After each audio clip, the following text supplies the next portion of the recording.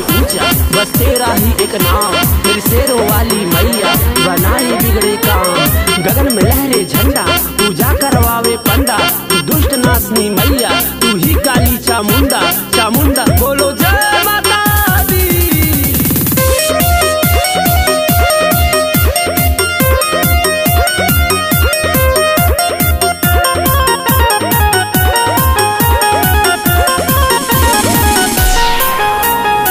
पूजा की थाली लेके आरती उतारूं मैं, चुनरी सितारा वाली तुझको चढ़ाऊं मैं।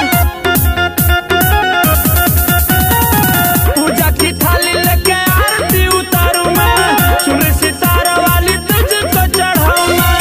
तेरे ही चरणों में बस ही जाऊं मैं, तेरे ही चरणों में बस ही जाऊं मैं। घर पे भवानी,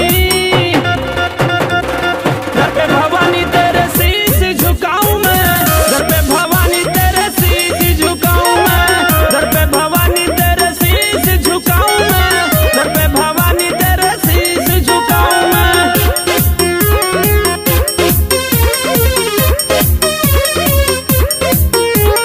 मैया शेरों वाली, तू संकट हरने वाली, जिस पे पड़ तेरी दृष्टि वो जग में है बलशाली। तू काली है माँ काली है, तेरे ही है जगदीश्वर, तेरे ही है जगदीश्वर। बोलो जय माता दी।